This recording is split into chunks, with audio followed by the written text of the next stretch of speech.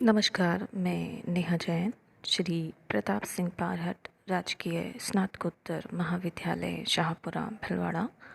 आज का विषय बीए द्वितीय वर्ष के प्रश्न पत्र प्रथम और एमए पूर्वार्ध भूगोल के प्रश्न पत्र प्रथम से संबंधित है। साथ ही यह अन्य भूगोल के परीक्षार्थियों के लिए भी समान रूप से उपयोगी है।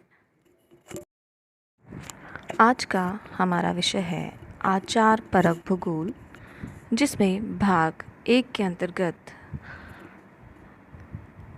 आचार परक भूगोल का अर्थ, परिभाषा,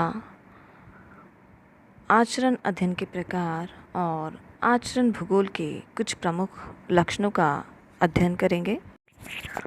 आचार परक भूगोल आचरणवाद बिहेवियरलिज्म पर आधारित है।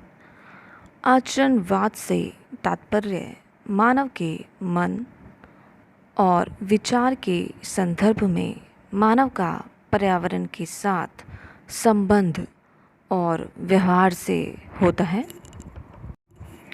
मानव जिस ढंग से आचरण करता है, पर्यावरण जिसमें वह निवास करता है, उसके ज्ञान द्वारा ही प्रभावित होता है।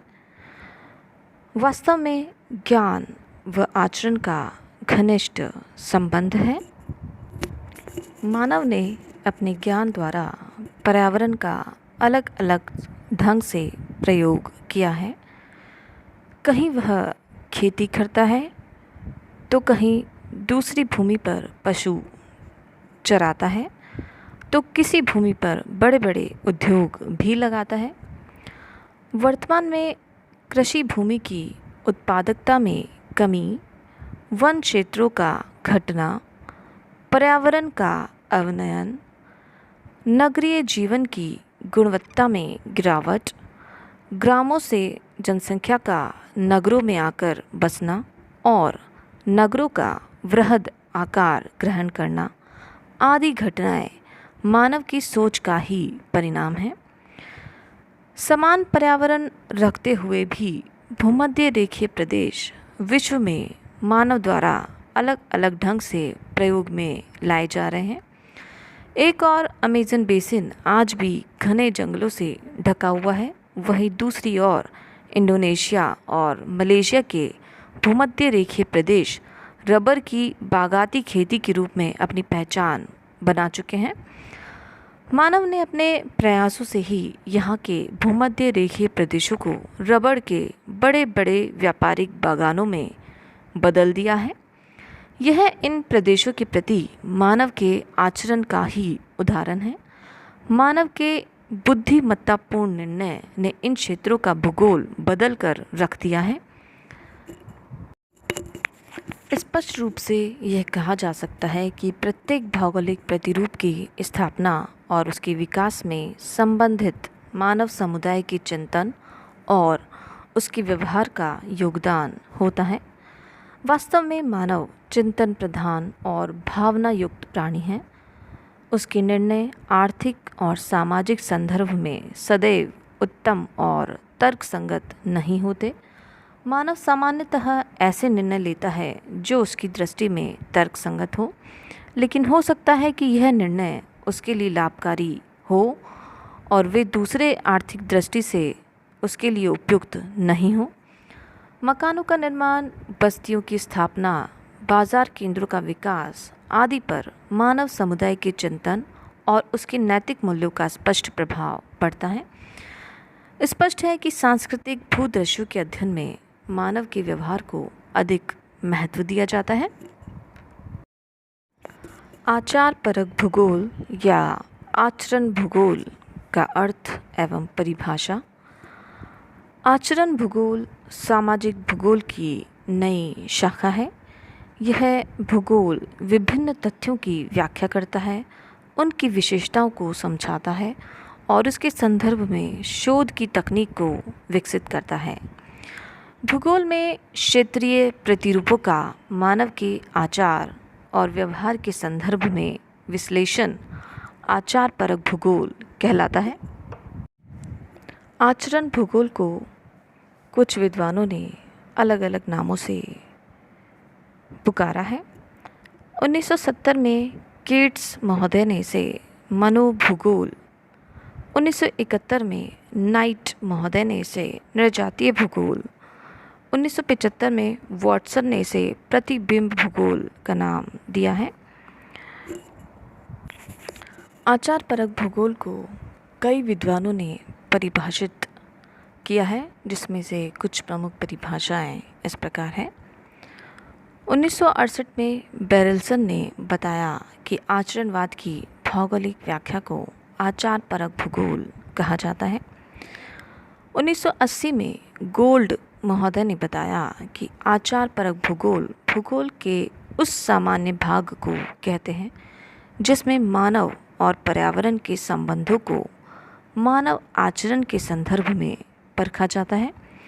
इसमें आचरण के स्थानिक प्रतिरूपों की व्याख्या मानव ज्ञान के संदर्भ में की जाती है। इसमें ज्ञानात्मक प्रक्रियाएं आचरण की नई नींव रखती हैं।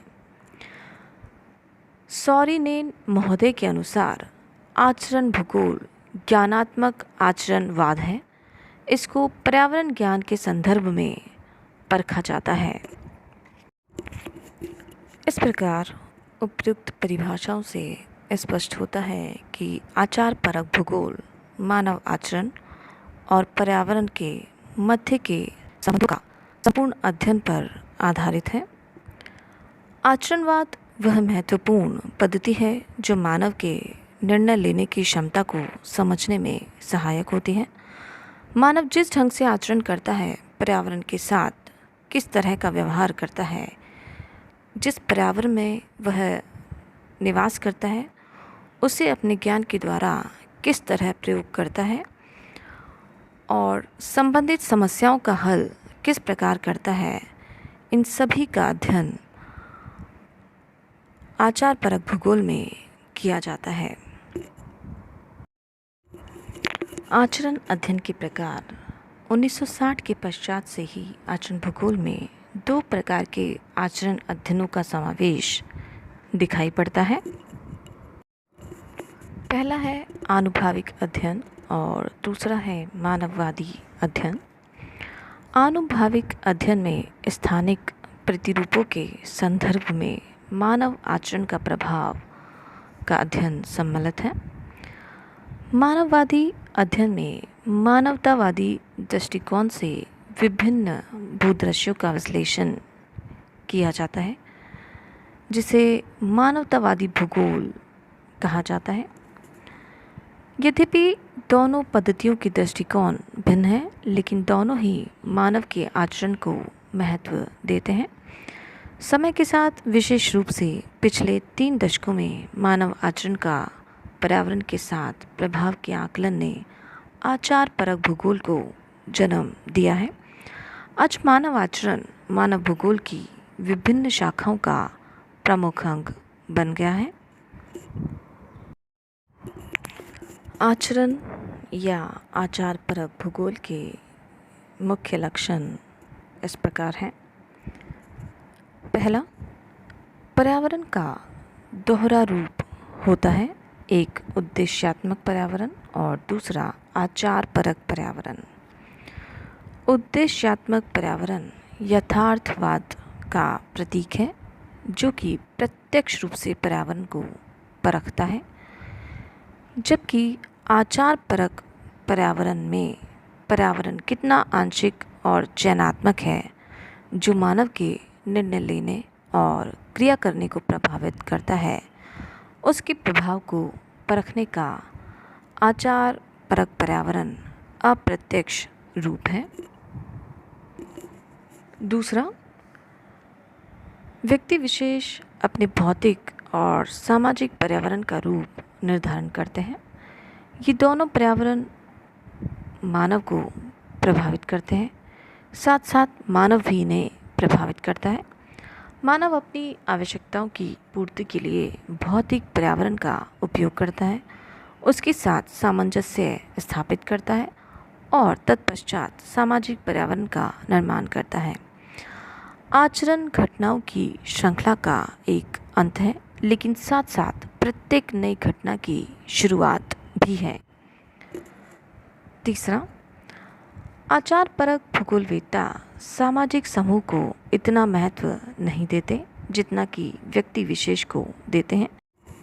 एक व्यक्ति पर्यावरण का प्रयोग किस दृष्टि से करता है, उसके साथ कैसा आचरण करता है, यह दृष्टिकोण विभिन्न भूदृश्यों को व्यक्ति विशेष के आधार पर परखता है। चौथा, आचार परक भूगोल बहुविषयक यानी कि मल्टी डिसिप्लिनरी दृष्टिकोण रखता है। वास्तव में भूगोल में आचरणवाद को अन्य आचार परक विज्ञानों से लिया है। इन विज्ञानों से भूगोल ने अनेक आधारभूत संकल्पनाओं को प्राप्त किया है। 1969 में हार्वे महोदय ने कहा भी है कि भूगोल ने हमेशा से व्युत्पत्ति विज्ञान के रूप में काम किया है। इसने अन्य विज्ञानों से अनेक सिद्धांतों और विधि तंत्रों को अपनाया है। आचार परक भूगोल में तो विभिन्न विज्ञानों से विस्तृत रूप से अनेक विचारों को इसमें शामिल किया गया है। मानव का आचरण ही विज्ञानों को जन्म देता है। पांचवा, व्यक्ति विशेष द्वारा लिया गया निर्णय तर्कसंगत होता है। यह निर्णय उपलब्ध परिस्थिति में मानव को अधिकतम संतुष्टि प्रदान करता है। छठा, जोखिम और अनिश्चितता किसी खेल के प्रमुख अंग होते हैं। यही बात पर्यावरण के प्रयोग के साथ भी होती है। मानव के कार्यकलाप संभावनाओं पर आधारित होते हैं। मानव का पर्यावरण के साथ आचरण उसको अनेक संभावनाएं भी देता है और कभी कभी इनके दुष्प्रभाव भी देखने को मिलते हैं। ये आचरण भूगोल के कुछ प्रमुख लक्षण हैं जिन्हें जानना आवश्यक है।